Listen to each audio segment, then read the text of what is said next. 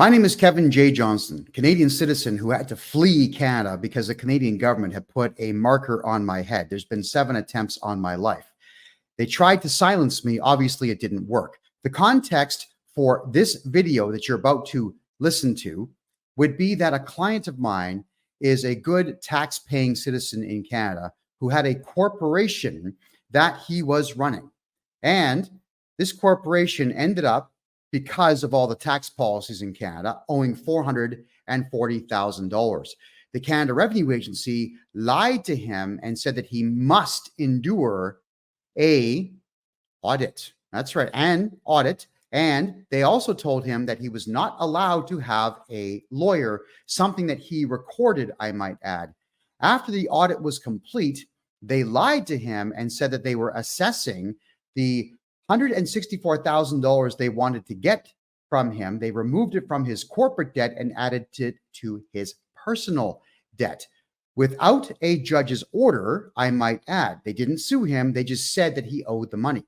They then proceeded to threaten his employer, stating that they would assess the employer personally and not the corporation if he refused to comply, and garnish this man's wages to the tune of 40% of his entire earning. They also said that they get paid first, and then on top of that, the individual who wrote the letter stated that if there was family court injunctions or family court payments that had to be made, that the Canada Revenue Agency would be overriding that and that they would get their money first. They're overriding a judge's order in that particular statement that they make, but they're doing so without a court order unto itself. So they're utilizing threatening tactics, fraud, extortion, and threats. On top of that, intimidation. That one is 5 years in a federal penitentiary in Canada upon conviction. So I decided to contact the representative whose name is going to appear throughout the entire video. Please don't call her and harass her until further notice. And I talked with her about the fact that if she isn't going to speak to me, which I do have an authorization letter for, that we would simply go to the courthouse and file criminal charges, which, believe me, is still on the table today. The individual in question decides that she wants to tell me that CRA policies somehow outweigh the laws of Canada and that I have to jump through the hoops that she wants me to jump through. Keep in mind, I don't work for the Canada Revenue Agency, so their policies are irrelevant. The law is relevant. This individual here tells me they're not going to put a supervisor on the phone to speak with me because of their policy, but then starts crying and puts the supervisor on the phone anyway. What you're about to hear is the actual conversation, with the only thing being censored out is my client's name, account number, and phone number. Everything else is exactly as it appeared in that conversation initially. Canada Revenue Agency, Diane Moore speaking. Looking for Diane Moore? Speaking. Hi, Diane. My name is Kevin J. Johnston. I'm calling on behalf of... You were faxed a letter 3 days ago authorizing me to speak on his behalf. I am so sorry. I can hardly understand anything that you're saying. So if I'm on speakerphone, maybe you want to hold the handset instead, because I'm missing half the words you're saying. Are you on speakerphone currently? No, I am not. Okay. Can you hear me now? Very vaguely. How about now? Can you... I hear a lot of echoing in the background. I still hear echoing in the background. Okay, well, we're going to have to put up with this for now, unfortunately. My name is Kevin J. Johnston. I'm speaking on behalf of my client. Okay. I sent you a letter 3 days ago, or rather he did, authorizing me to speak on his behalf. Okay, so did you send it through our inquiries line? Because I don't change the authorizations. Inquiries line does, actually. Well, that's up to you. Whatever fax number we had provided to us is what we used. I'm not interested in how your internal workings are going to work in your favor or not. I'm sorry, is there a reason why you're speaking to me in the tone in which you are? Because I'm not going to continue this conversation if it continues this way. All right, look, I'm not So giving. what I'm not giving you. Please don't talk over me. If you want to change the authorization, you need to go through individual inquiries. I can actually provide you the number. You can call there, and then you can have them instruct you on how to do it. Would you? Okay, can I got to ask you. Okay, you've been talking over top of me now for the last minute. I'd just like to say that if you prefer, what I could do is we can go to the courthouse instead and file private information against you. I'm trying to avoid criminal charges here. What I want to do is I'm a little confused. I'm trying to tell you how to make sure that you can become a representative for him. So I can check the account right now to see if you are, but if you're not a legal rep, then I cannot speak to you any further. So I will check right now while you're on the phone. All right. Well, I've got a limited amount of time on this. It's going to be cheaper for my client just to go to the courthouse and charge you. So that's fair on your part, but I'm sorry. On our policies and procedures, I cannot speak to you any further until I can verify that you are actually an authorized rep. Why don't you give me your email address and I'll send the letter to you right now? I'm sorry, we don't provide our email addresses. Why would that be? And I'm sorry, can you just say your name again? Kevin, middle initial J, last name Johnston. Sorry, could you just say it for me now? Kevin, J. Johnston. And you are from where again? From Canada. And I represent my client here under amicus curiae. Sorry, so is the business in which you work for, is that the name of the business then? The business I work for is Canmore Acquisitions. Okay, so yes, you are not registered as someone I could speak with. You're not an authorized rep, so unfortunately I cannot discuss this account with you any further. Okay, so you're just in case I'm not clear on anything here, based on the fact that you sent a letter to my client's employer stating that... I cannot discuss the letter with you. Okay, I'm so... sorry, unfortunately, because of classified, this is his information, and unless he's got authorization to give you, to provide us, I cannot discuss this account with you. Okay, so just out of curiosity... Okay, Okay, then why don't you do this? Why don't you get a supervisor on the phone, and I can send this letter right now by email. I can have a supervisor call you within... Not interested in having a call back because... With your phone number? Not interested in having a call back. I'd like to talk to a supervisor now, please. I'm sorry, that's our policy. So if you I'm not interested. Hey, well, again. Call you back in 2 days. Maybe Diane, I don't think you're understanding the magnitude of the situation here. I'm in possession of these letters. You can explain your policies to somebody else who works for the CRA. I do not work for the CRA. You are bound by the same laws of Canada that I am. And this letter that you have written here is full of threats. There's extortion. Okay. Unless you have authorization from Okay. Bob Allen, and I So see you as our... all I need then, just one answer to one question. Stop talking! Jesus Christ! Would you rather I just, okay, we're going to the courthouse. We're going to the courthouse. I've already explained to you 3 times now, I cannot... Criminal charges are coming. Congratulations on quote, criminal charges are coming, Diane. Criminal charges are coming. You're not frightening anybody with your talk. I'm trying to keep you out of prison. Do you want to go to prison, Diane? I'm trying to explain the law to you, Diane, and you're talking about a corporate policy, which is not going to trump Canadian law, Diane. Diane, you're still talking over me. It's incredibly rude to do so. I'm asking you if you would rather just deal with this like adults, without the police involvement and without the courts subpoenaing you to appear before them, or would you rather we just go to the courthouse and file criminal charges against you? I'm not sure what you're actually talking about. That's what I'm trying to explain to you. Which is the problem, because you're not listening. Because you're not listening. Unless you are an authorized rep. I am an authorized rep. I've got the letter right here. And as a result of me having that You're not letter named and in the you account, refusing so to I speak to me cannot about discuss it, with you any further. you have a copy I'm of gonna it. check. You are refusing to deal with me. I've got the authorization letter. That's all I need is evidence. I am absolutely 100% not refusing. I'm actually telling you that we are not authorized to speak to somebody unless Then if are you an give me authorized your rep. I'm not personal sure what fax more you would number, like from me. your personal fax number, I could send it to you right now, keep you on the phone with me, and we can have this conversation. You're going to need to actually call the individual inquiry line because I will not be doing that because that is a policy. Okay, that's an I'm internal sorry. I've done policy. my best to help That you. is an internal policy of the I've done my best CRA. to help you. I do not work for the CRA, but you and I have to abide by the law. So, Diane, how about you just get me a fax number or an email address? I'll send you the letter right now, and we can finish this call, and this way we can keep you out of handcuffs. Okay? How do you want to do this? Okay, you know what, sir? I'm going to have to ask you one more time. I can give you the individual inquiries line for you to call. And I'm going to tell you again, maybe probably not one more time. Handle that on my end. I am not going to be calling anybody else because I do not care about the CRA's policies. I do not work for the corporation known as Canada Revenue Agency. You do. Then I can't help you any further. Okay, then so I'm sorry, I cannot then help you would further. prefer that we go to the courthouse and file charges. Is that what you're after? You just tell me. Just say yes or no. Do you want charges? I'm sorry, I'm not answering that question. I'm sorry, sir. You may be going to have to go and look up the procedures and policies at CRA. I am well aware of Canada Revenue Agency's policies. No, I am not interested in that because I do not work for you. I do not work for the CRA. Do you understand? I don't work for the CRA. You do. I didn't. The problem I is. even thought that you did, actually. The I'm problem. not sure why you're saying that. What I'm trying to do is tell you how you can become an authorized rep. No, and what? If you want to No, follow those no, no, no, no. What you're trying to do now. I can help you with that, but otherwise, I can't. Okay. So why don't I just go to the courthouse then? Is that what that? Look, I just need to know because if we go to the courthouse, keep this in mind. That's funnier. That's funnier.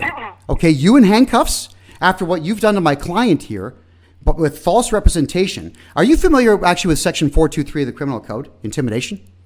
This letter you wrote is the most ridiculous thing I've ever seen in my life. Nobody on the planet would ever write something so foolish. So are you going to tell me that someone else wrote this or that you wrote this? You want to blame your boss or you want to take accountability for it? Your call. Let me hear this. Here, listen to this. Listen to this. You're stating that this letter explains how to calculate the amount you must withhold to meet the terms specified in the attached requirement to pay issued against. All right. And then you say on the requirement to pay, we are asking you, not telling, but asking you to deduct 40% of net salary or wages. Then you proceed to say if income is subject to a family court order, please call you right away at the number shown on the requirement to pay before deducting the amount. Are you seriously stating that you can override court orders? Wow. Hold on. There's more here. If you do not follow the requirement to pay, we may have to assess you personally for the amount that you were required to pay. You are threatening somebody with an assessment of taxes who is a director of a corporation, but you're still writing a letter to a corporation. This is intimidation. This is extortion. This is fraud over $5,000. This is harassment. All right. And I'm not sure if you're familiar with tort harassment law. That's a most recent one from last year. You are in trouble. So why don't you talk to me now and let's deal with this issue, or we will put our suits on and meet you in the courthouse when you make your first appearance. How do you want to play this? Hi. Sorry, I'm just joining this call. I don't have a lot of information on the call though. Can you tell me your name? Oh, absolutely. My name is Kevin, Kevin. My middle initial is J. My last name is Johnston, Johnston. And I am calling on behalf of my client, whom 3 days ago, we collectively faxed you an authorization letter for me to be able to speak on your behalf. The individual I've just spoken to has said that I'm not authorized to speak on her behalf, but when I indicated that I was going to either speak to her maturely about this letter or we're going to go to the courthouse and lay a private information, that's criminal charges, that's when she got a little bit nervous. I would rather avoid that. However, we are fully prepared to do so because it's going to look very bad on CRA. What I would like to do is address this letter that was sent to my client's employer, which is fraught with misinformation because the assessment that you did was actually incorrect. And I have a copy of that assessment. I have all the communications that went back and forth. This is also going to be a very big lawsuit if we can't rectify this in the next couple of days. All my client wants to do is feed his family, and right now his paychecks are going to be negative. So how do we proceed at this particular point? I did ask for an email address or a fax number, and I'll send that authorization letter again right this minute.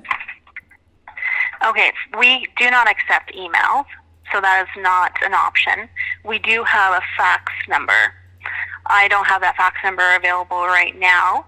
However, once we receive that information, I'll make sure that somebody calls you back here. And again, I'm really not all that interested in a callback. I'll get somebody that knows the fax machine. Okay, I'm not really interested in a callback. What I'm interested in doing is just discussing this letter.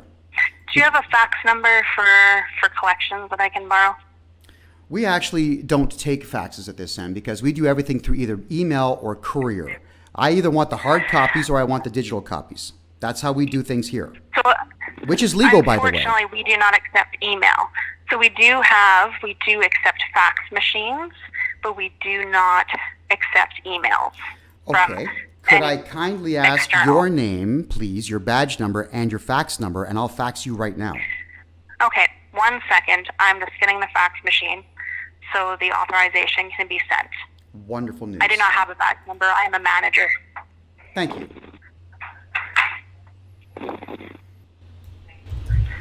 So the fax number is 1-877-984-6838. We'll have the clerical monitor the authorization form, and once that's received, we'll have most likely a team leader call you back. There are no phone numbers on this letter that I'm going to be sending you. There's simply the authorization to do so. And I was hoping that you could read this now and speak to me now, because I just so happened to have blocked off an hour for you to review this. I didn't think it was going to take more than an hour to review this. There's not really much to go through. Without authorization, Okay. yeah, without authorization, we can't talk about anything. So if that information comes, and I will let you know I don't have accesses to systems, I will have a team leader call you back to go through the information. So I'll have clerical keep an eye out for that and get them to call you back. I think at this particular point, we should abide by the law to the letter of the law. Now, here's where we are running into a little bit of problem. For your staff member there, this Ms. Doan, as her name is. First off, she's written a legal notification here and purporting to be a lawyer, which means I will be contacting, if I need to, the Law Society to file a complaint. That's a $20,000 fine. But then proceeds to break 3 laws in the first letter and 1 in the second letter. And everything that she is doing is based on an assessment that was done when my client was forced, and I'm going to use the word forced, into an audit without first being informed that he had the right to remain silent and that he had the right to legal counsel. And when my client stated, and we have the conversation recorded, that he wanted legal counsel, CRA told him, no, you cannot have legal counsel. Now that is a problem as well. So this issue that we have here, where we have what you are referring to as an arm's length debt of $164,000, that's not anything more than just a statement on your part. That is not a court order. You did not sue my client. I looked his name up in Canley. He's not there. You did not file any motions. And you don't have a judge's order, nor do you have an endorsement. You just went ahead and threatened my client and the employer. After putting this assessment forward, that was improperly done because it was not personal income, it was corporate income. And I know this because I worked with not 1 but 2 tax lawyers on this whole thing. And it turns out that your assessment is actually borderline unlawful. So all we want to do is get rid of this $100,000 you've got, move it back to the corporation where it was originally, and remove the garnishment on this thing and have the garnishment refunded to my client. And you do all that, then we do not need to go to the courthouse and file criminal charges, nor do we need to file a lawsuit. We are going to simply say thank you very much for your time and then proceed to finish my client's file off properly. We're not looking for a free lunch here. We're looking to have you abide by the same laws that we do. The fax is underway. It's on its way right now to you, by the way. So could I get an answer to my question and or statement, please? I cannot provide anything because I do not have access to any of the information. Very well. To look at it. Here's my counter proposal for you. Unfortunately, here's my counter offer. I will have to have a team leader gather the information and give you a call back. No, we're not. I don't have access to at this any point, of this information. At this point, because I did ask for a supervisor and it took a painful amount of time to get you on the phone, what I would like to do is book a time where I will call and I would like to speak to Diane Moore. That is MOAR, badge number 1251. I'd like to speak to her about this entire assessment so that we can iron this thing out without involving the courts, the police, and criminal charges. Is that something that we could do? I am quite content to book a time with you on Monday that suits her. I'm not sure if I want to involve her with this. I might have a team leader give you a call back just because right now she seems a little bit frazzled by what you've been saying to her and how you've been saying it to her and almost how I've been saying it to her and what I've been saying to her. So I just let her know, just so you know. I'm going to wait for your fax machine. I'm going to wait for a fax. And what time works for you on Monday? I will go ahead and ask if I could have 1 p.m. Central Time, please. So 1 p.m., where are you? What province? I am in Central Time. We will go with Central Time Canada. This whole thing stemmed from Central Canada. Okay. So So what I will do is once I get this authorization information, I'll provide it to a team leader who will call you back on Monday at 1 p.m. Okay? Okay, and we're going to ask that you're not late with that call because I only have 1 hour at that time. I will let them know that that's the time you're available, and they will give you a call. Okay, now as for Diane Moore, who seems to be frazzled, the only reason that she's frazzled is because she broke the law. All right, now I'm going to just encourage. I'm going to encourage you. Typically in collection, so I would beg to differ, but again, I have no information. So it's very protocol and structured, and the way we follow things. So I can't say that she has done anything improper. Okay. So, and unfortunately, like I said, I will have a team leader review the information and give you a call back on Monday at 1 p.m. Very good. And I'm also going to ask that you discontinue all phone calls to my client. Been instructed by me to call 911 if any of you call him. So this is getting pretty serious. I just want you to know that you must follow our protocol, which is not our protocol. It's the protocol of the laws of Canada. And I'm sure you know that, having worked for the government. As long as the authorization form comes and it's proper, they will call you back. Okay? Very good. So and now, as I also had explained, information and it shows that you have authorization, a team leader will call you back on Monday. as I explained to you, I did not put my phone number on that authorization letter because my client is not me. My client is my client. The authorization letter came from my client. I have to give you my phone number if I could, please. What is your phone number then?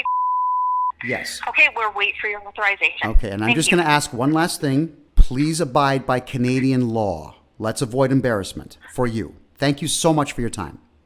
Okay, take care. You too. Bye. Bye now. And there you have it. You'll find that it's not me issuing any particular type of threat. I'm simply telling them what we're going to do. If the Canada Revenue Agency does not want to cooperate and have a polite and adult conversation with me, then we have no choice but to go to the courthouse and file criminal charges against this individual, which, quite frankly, I'm hoping is the end result. I hope that when I speak with these people, that they refuse to cooperate so that we do file criminal charges, at which point we have absolute privilege to tell you the entire detail of the entire case. And each and every one of you out there needs to understand the Canada Revenue Agency are not a police force. They have no authority of any kind, but the courts do. Don't be a free man on the land person. Just use the courts against these people. And if you need to know how, simply contact me below, book a 1-hour consultation at the website address below. I can't wait to speak with you, and I can't wait to start getting CRA representatives locked up for crimes against we, the good people of Canada.